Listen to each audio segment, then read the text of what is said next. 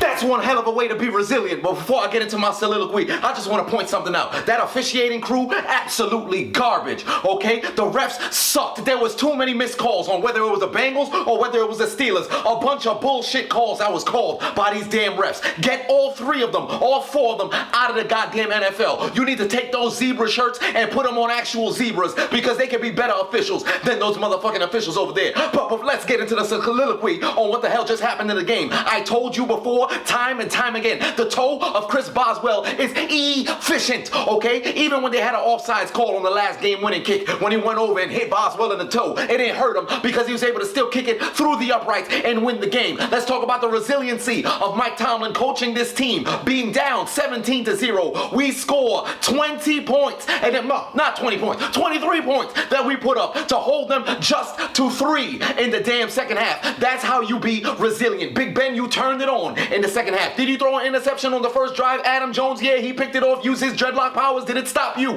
from going nearly 300 yards through the air? It did not. You were able to get it done. Antonio Brown, I got a sore foot. My toe hurts. It does not matter. 8 catches, over 100 plus yards with a phenomenal one-time touchdown catch. Even when he gets hit in the head, it doesn't matter because CTE does not affect him. Touchdown Steelers, Antonio Brown, elite. And as we talk about it being elite, let's talk about the genjutsu that Le'Veon Bell caught the entire Bengals defense with on that long touchdown catch, all right? Because they thought he went out of bounds, but he didn't go out of bounds. That man is Houdini. He disappeared one time, he reappeared on the field. You didn't know that that's what happened. He had over 170 plus yards all purpose, okay? 100 through the air, 70 plus on the ground. We need to keep running the ball and impose our will because when we got back into the game, what did we do? Put the ball on the ground in the fourth quarter and we were able to get those yards. And then trust Big Ben throwing the ball out of the air. Defense, we got to play better in the first half, all right? We can't continue to start this slow. Now, as for Shazier, there's no big update as to what the situation is. I was a little bit skeptic about what happened. When I saw him go and he leaned in with his head, anybody who's ever played football, that's not what you're supposed to do.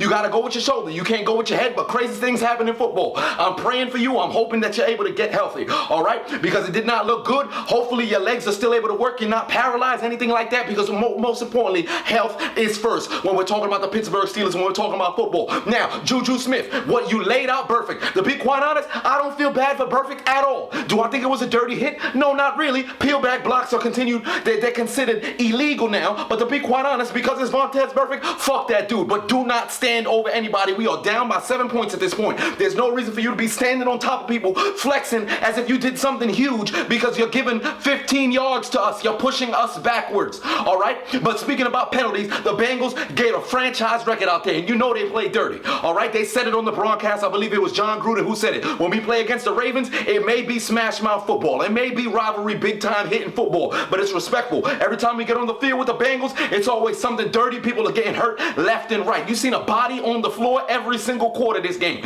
We cannot continue to play like this going down the stretch. I understand there's bad blood between Cincinnati and Pittsburgh, but we cannot be playing football like that. We have to get ready for the playoffs. The Bengals, they get ready for the off season. We got to make sure we keep our head on a swivel at all times and keep our mind going right. Can't be standing on top of people's bodies. But nonetheless, we played resilient and we were able to come back from a deficit. Yet another game-winning drive being led by Ben Roethlisberger. We have to get ready for next week because we got the Baltimore Ravens who are playing very hot, coming into Pittsburgh, trying to avenge their loss at M&T Bank Stadium when they played at home, all right? We got to hold down the fort. We'll find out what we got to do on defense. We had our backup linebacker. He got hurt too. Whatever the case may be, we got to get it together. We got ourselves a short week this week. Get ready for practice on Wednesday. Whatever the case may be, we got Sunday night football. We are undefeated in prime time games this year, and we need to keep that train rolling because I'm telling you, over on the horizon, you got the Patriots waiting, and we can't beat the Patriots if we playing like this. But nonetheless, resilient win. The efficient toe of Chris Boswell lives once again against the Cincinnati Bengals because when it comes to the killer bees, the fourth killer bee, Chris Boswell, always puts the damn Bengals to sleep like we're at the motherfucking zoo and somebody's shooting the tranquilizer bullets. Everybody get your goddamn hands up in here. Steelers on 3, win on 6. 1, 2, 3, Steelers 4, 5, 6, win. Here we go. 10 wins on the season. We got to keep this train rolling next week when we're playing against the damn Baltimore Ravens. Let's go, Steelers.